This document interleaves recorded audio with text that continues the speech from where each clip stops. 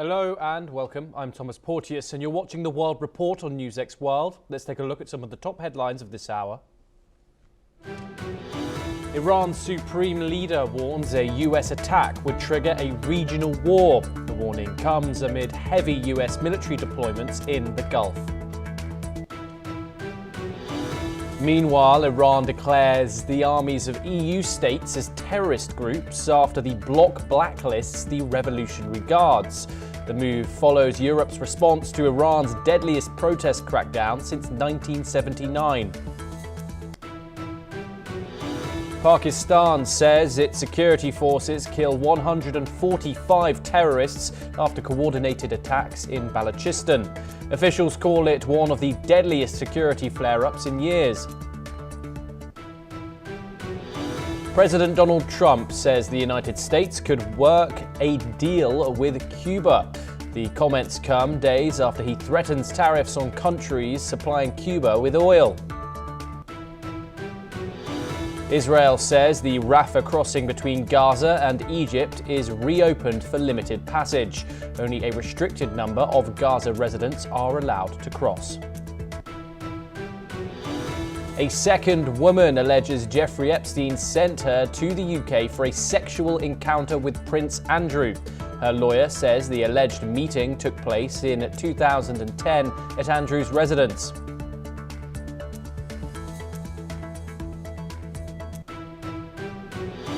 At least 31 Palestinians, including 6 children, are killed in Israeli airstrikes across Gaza. It marks one of the deadliest days since the October ceasefire began.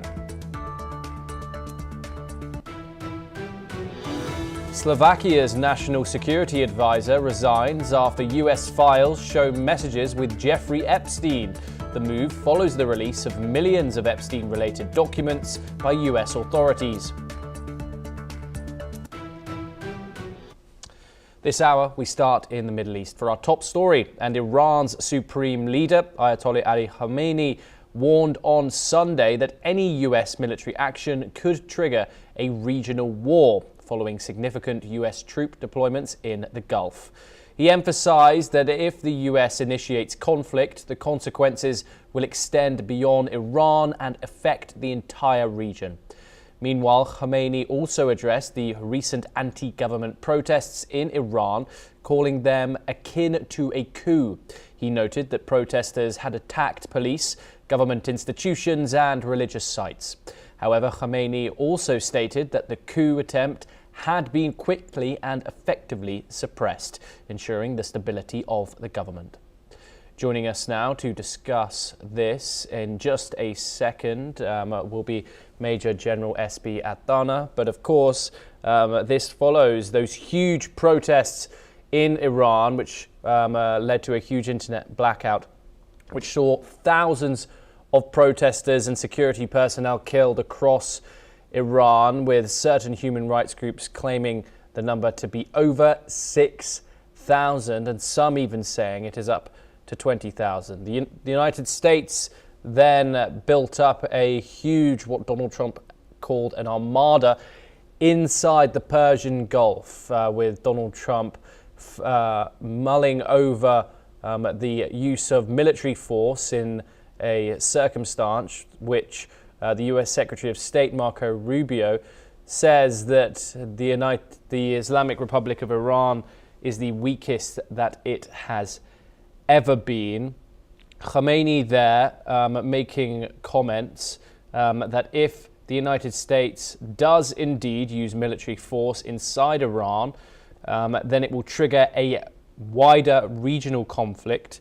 The Islamic Republic has already said that Israel and military bases will be legitimate targets if the United States does indeed strike the country, which would of course destabilize the Middle East. Donald Trump, of course, his newly found Board of Peace, a long-time advocate for peace. This will not be music to the US president's ears, however, given his previous hawkish foreign policy in the likes of Venezuela, Nigeria and other countries. People are certainly on edge, both in Iran and throughout the region, to wait and see if the United States does indeed use that naval force, which is stationed just outside the country on Iran. Of course, this was the largest violence that the country had seen since 1979, and we wait to see if Donald Trump responds to it. We turn next to South Asia, and Pakistan security forces have reportedly killed 145 terrorists after coordinated attacks in Balochistan. The attacks, which spanned over 40 hours, hit multiple districts, including Quetta, Gwadar and Mustung. The chief minister of Balochistan has said that the high death toll also includes 17 security officials and 31 civilians. The Baloch Liberation Army has claimed responsibility for the attacks, launching a coordinated operation named Heroth against security forces. Pakistan's military has suggested that Indian-sponsored militants were behind the strikes, but India has denied that claim, calling it a distraction from Pakistan's internal issues. Experts say that this latest deadly outbreak reflects the persistence of separatist groups in the region, which has been a hotbed of insurgency for decades.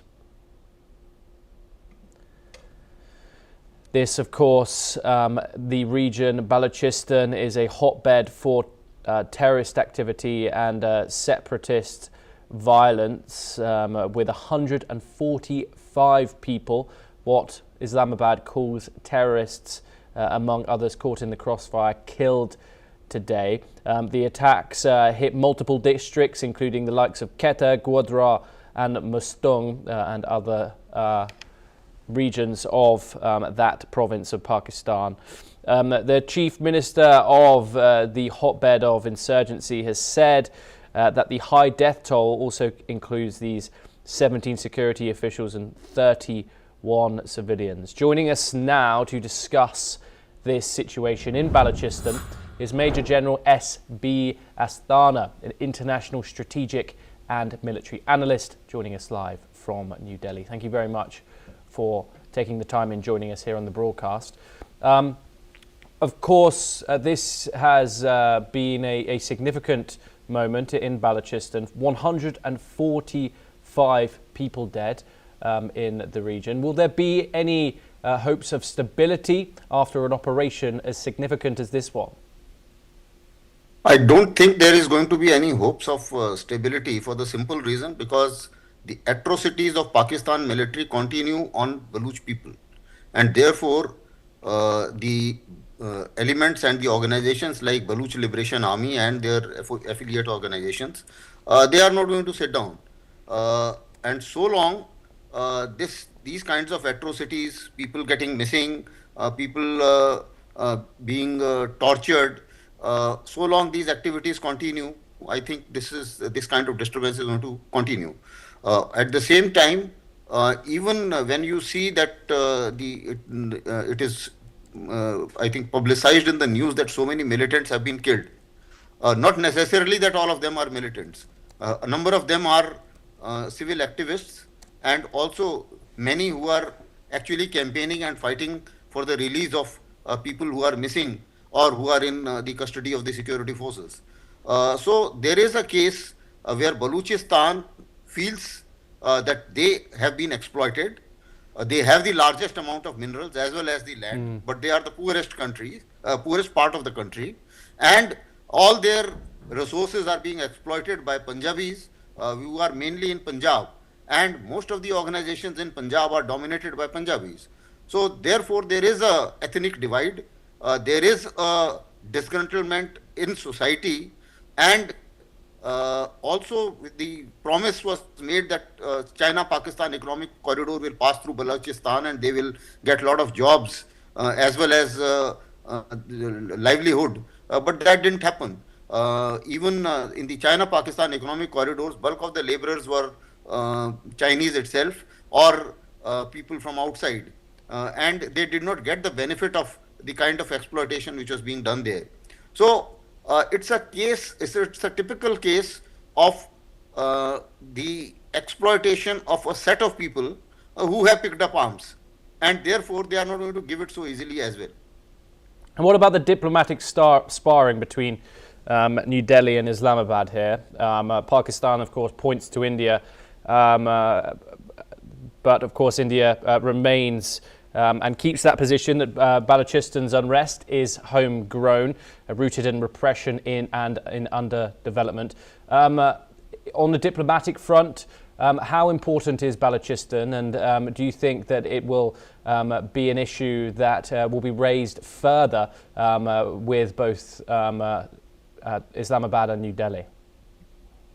See, as far as India is concerned, I think the moral support of India is always there in a manner that there was an injustice done to Balochistan. Balochistan did not concede to Pakistan when Pakistan was formed, but it was forcibly occupied. So they are an aggrieved lot, and with the kind of atrocities which are happening, India has sympathies with people of Balochistan. But that sympathy does not mean we do not interfere in anybody's internal affairs, nor do we support terrorism in any form and any manifestation in anywhere in the world. So that way, Government of India's policies are very clear. As far as Pakistan is concerned, they need some excuse to convince to their domestic audience that they have not failed in Balochistan, and that is why they keep taking the name of India. So that always remains a diplomatic row between the two countries. But notwithstanding that, they have never been able to claim or produce evidences of any Indian hand in Balochistan by any stretch of imagination. So I don't think anybody else buys it, but certainly Pakistan military and Pakistan establishment, they would like to sell this story and narrative to their people to convince them that they are doing their best, and it's a foreign help which is perhaps emboldening Baluchi people for the kind of perhaps the disgruntlement, which violent display of disgruntlement which they normally give it out a number of times. And Dr. Astana, of course, as you've cited, incredibly rich in natural gas, copper, gold and rare minerals is Balochistan, but also home to the China-Pakistan Economic Corridor project. How does this violence affect the development of that, and how will Beijing be looking at this? Well, certainly Beijing looks at it with the concern, for the simple reason because they have not released the kind of money which they were supposed to be releasing for CPEC or China-Pakistan Economic Corridor, and they feel that it is a risky proposition, and a number of Chinese have been killed. I think over 20 Chinese have been killed all along the China-Pakistan Economic Corridor in some manner or the other in various incidents. So considering that, I think it's a concern for China, and they feel that this may not be the perhaps a cost-effective proposition, and therefore you will find that there is a fair amount of Chinese effort to build a corridor via Afghanistan towards Gulf, Afghanistan, Chabahar and Gulf, which India was also looking for to connect with Central Asian Republic. So Chinese are also now banking on two things. One is connecting China-Pakistan Economic Corridor with Afghanistan, hoping that perhaps they will get a safer corridor via Afghanistan, because this corridor certainly will remain marred with insurgency and with the kind of uprisings which Baluchis people are giving back to the Pakistani establishment and also the Chinese. And according to some analysts, militancy is not declining, it's evolving. Of course, Pakistan fighting multiple internal conflicts simultaneously, including in Balochistan and in the Khyber province. What does this say about Pakistan's overall stability right now?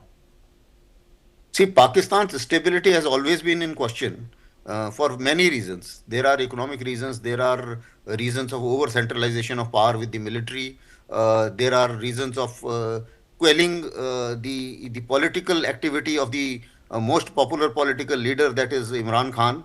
So there are protests and there is disgruntlement. But what has happened is Pakistan military over a period has got established itself as a power center and also being helped by a number of the foreign players including the United States in the recent past. So therefore, what we find is that for their interest, that is for the United States interest, because they have an interest in using Pakistan as a military operation against Iran, and Chinese have an interest in getting access to Gulf, and both of them feel that Pakistan military is the one which can deliver it to them, because the civil structure and the civil political hierarchy is fragile, and therefore Pakistan military has become stronger. So despite protests, Pakistani military has its say, and as far as Pakistan is concerned, it will remain afloat just above the sinking level. It is not going to sink, but it is never going to be stable too.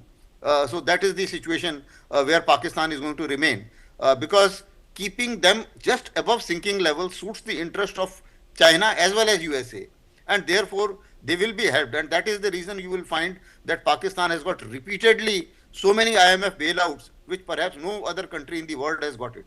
So there is a bigger game here, and a big power contestation as well as a big power strategy of using the strategic land piece of Pakistan to their advantage, and therefore helping out their military to be able to secure that interest by both these powers.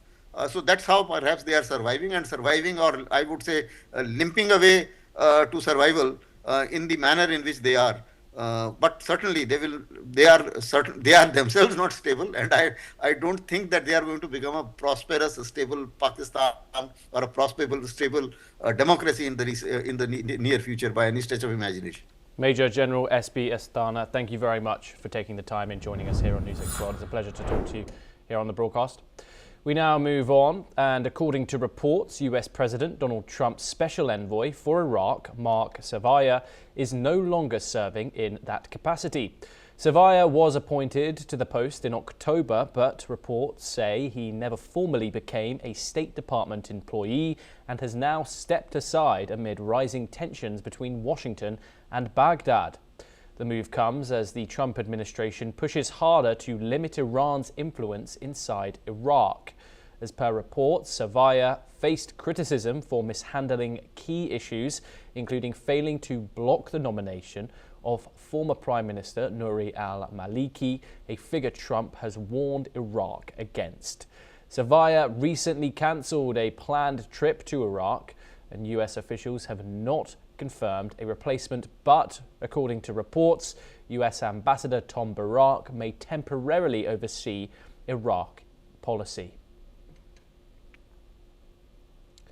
We now turn to Europe, and the National Security Advisor to Slovakia's Prime Minister has resigned after documents released by the US show he exchanged messages about girls and diplomacy with the late sex offender Jeffrey Epstein.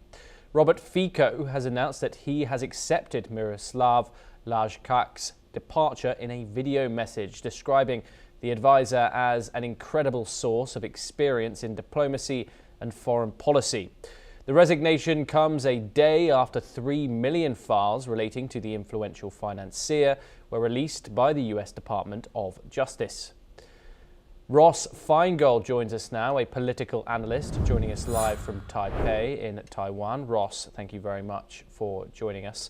Slovakia, Ross, a leading government figure, has been, one could say, exposed in the Epstein files. What does that say about how wide Epstein's web really was?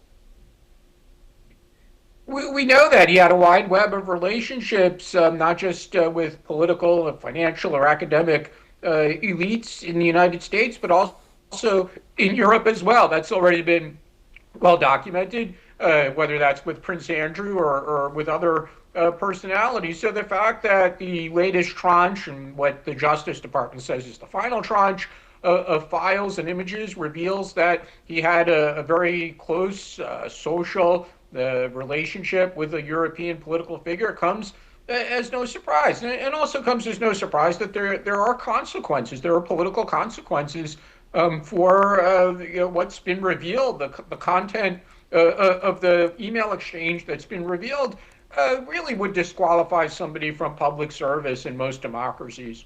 And of course, this official has stepped down from his job. something which the United States officials have not done. Of course, not as incriminating as Slovakia's official here. However, we've seen the likes of Howard Lutnick, of course, Donald Trump named in it several times, and they haven't addressed nor apologized for any relationship that they had with Epstein. In fact, denied contact with him only for those claims to be undermined later on by further exposure of these files. Does this stepping down of this government official, is this a model of how a government official should react if they are named in the files like this individual has been? We saw a previous example already when the UK ambassador stepped down from his role last year, because it was also revealed that he had a close relationship with Epstein. And part of the issue here also is whether or not these relationships existed after Epstein's first conviction in 2008, and whether or not people continued a close relationship with him. And that seems to be the case with both the former UK ambassador and now with the former Slovakia government official as well. With Donald Trump, it does seem that he cut off the relationship prior to Epstein's conviction.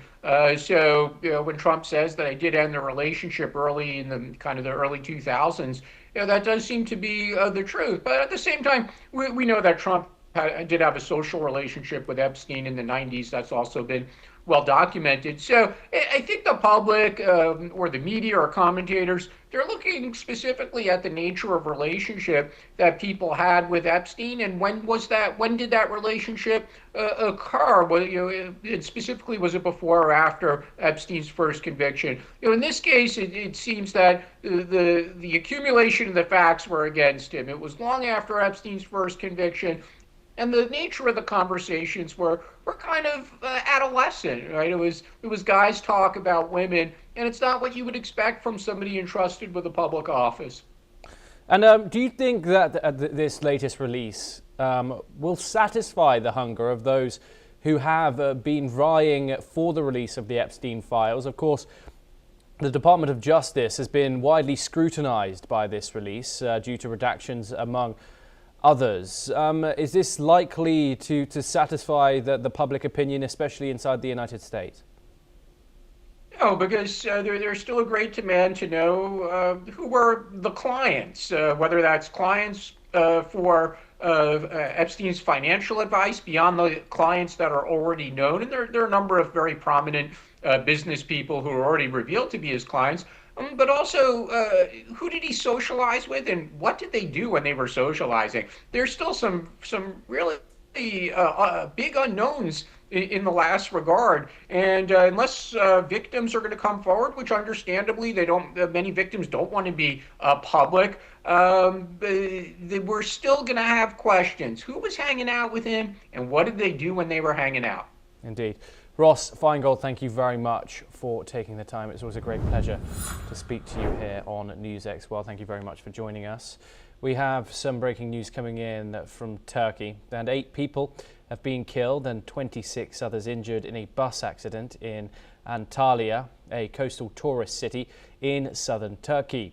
According to the provincial governor, the bus operated by the Buzlu company and travelling on the Terikadad route hillside barriers before plunging into a ravine into the Dolzmaleti district. The passenger bus reportedly overturned after the driver lost control of the steering wheel due to heavy fog and slippery road conditions while approaching a multi-level intersection on the Northern Ring Road in the Komurlukula neighbourhood of the Dolzmaleti district. Well, that's all that we have time for this hour. Keep watching NewsX World for more international news updates.